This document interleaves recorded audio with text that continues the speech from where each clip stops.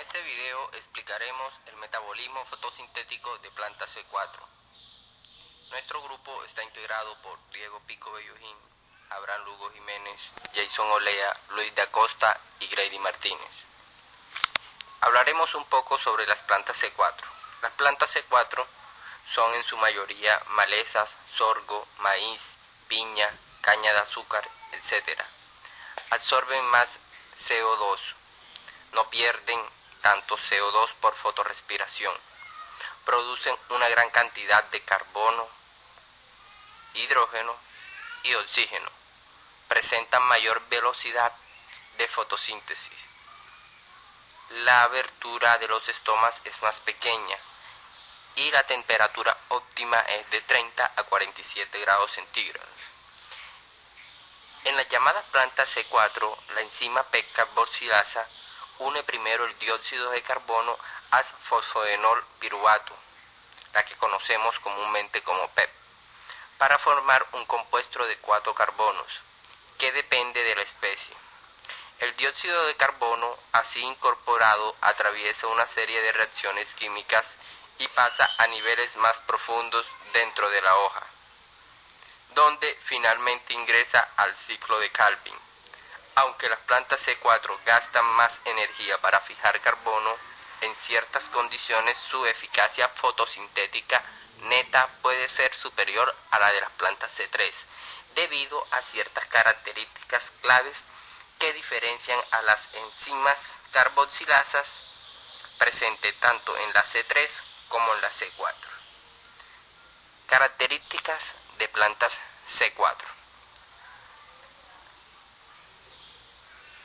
El CO2 que fija la enzima rubisco en el ciclo de Calvin no procede directamente de la atmósfera, sino que ha sido fijado transitoriamente en el mesófilo y vuelve a liberar en las células de la vaina.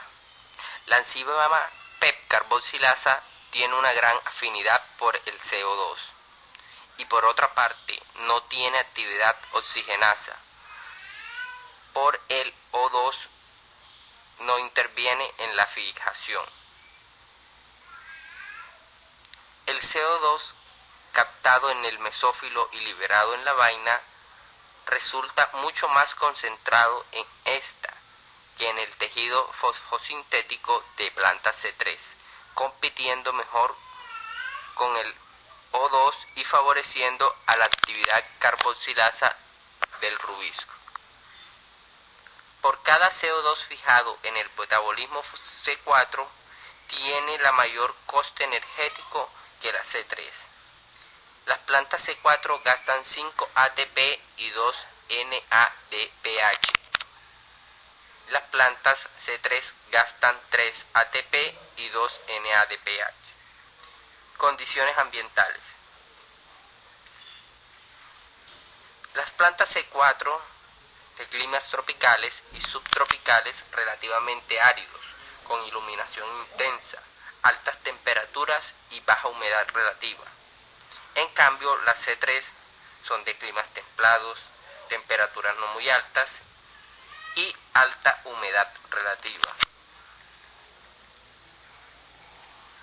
A alta temperatura, mayor 30 grados centígrados, se favorece la actividad oxigenasa del rubisco y, por tanto, las pérdidas por fotorrespiración más eficacia en la C4. Con baja humedad relativa, los estomas tienden a cerrarse, impidiendo el adecuado suministro de CO2 al interior de la hoja. La menor concentración interna de CO2 favorece a la actividad oxigenasa del rubisco.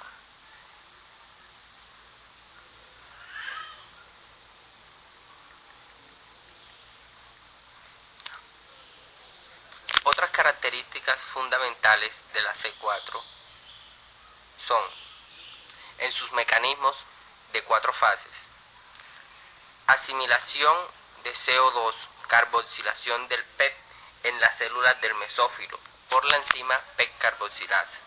2. Transporte de los ácidos de 4 carbonos, malato y aspartato a las células de la vaina vascular. 3. Descarboxilación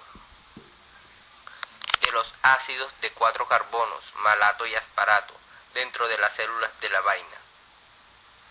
Transporte de los ácidos de 3 carbonos, piruvato a las células del mesófilo y regeneración.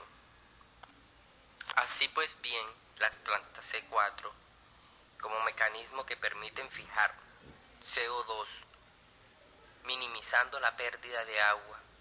El CO2 se fija primero en las células del mesófilo como ácido oxaloacético. Luego es transportado a las células de la vaina, donde se libera dióxido de carbono. El CO2 así formado entra en el ciclo de Calvin, que sería la segunda fase. El ácido pirúvico regresa a la célula del mesófilo, donde es fosforilado a PEP. En ausencia de abundante oxígeno, la rubisco carboxilasa oxidasa, presente tanto en las plantas C3 como en la C4, fija dióxido de carbono eficientemente integrado al ciclo de Calvin. Sin embargo, cuando la concentración de dióxido de carbono de la hoja es baja en la relación con la concentración de oxígeno, esta misma enzima cataliza la reacción de la RUB con el oxígeno antes que el dióxido de carbono, actuando como oxidasa. Esta reacción lleva a la formación de ácido glicólico, el sustrato para un proceso conocido como fotorrespiración. El ácido glicólico sale de los cloroplastos y entra en los peroxisomas de las células fotosintéticas. Allí se oxida y a través de ciertas reacciones químicas se forman peróxido de hidrógeno y el aminoácido glicina. 2 moléculas de glicina así producidas son transportadas a las mitocondrias. Allí se transforman en una molécula de serina, que es otro aminoácido, y una de dióxido de carbono. Este proceso pues conduce no ya a la fijación, sino a la pérdida de una molécula de dióxido de carbono. No obstante, a diferencia de la respiración mitocondrial propiamente dicha, la fotorrespiración no produce ATP ni NADH. Fotorrespiración. La fotorrespiración es un proceso en el cual la ribosa fosfato tiene más afinidad con el oxígeno, ya que éste se encuentra en mayor proporción que el carbono, dando como resultado final, después de varios pasos que implican a los cloroplastos, peroxisomas y mitocondrias, la liberación de dióxido de carbono. La fotorrespiración es muy limitada en la C4 y en condiciones de luz solar intensa, elevadas temperaturas o sequía. Las plantas C4 son más eficientes que la C3. Muchísimas gracias.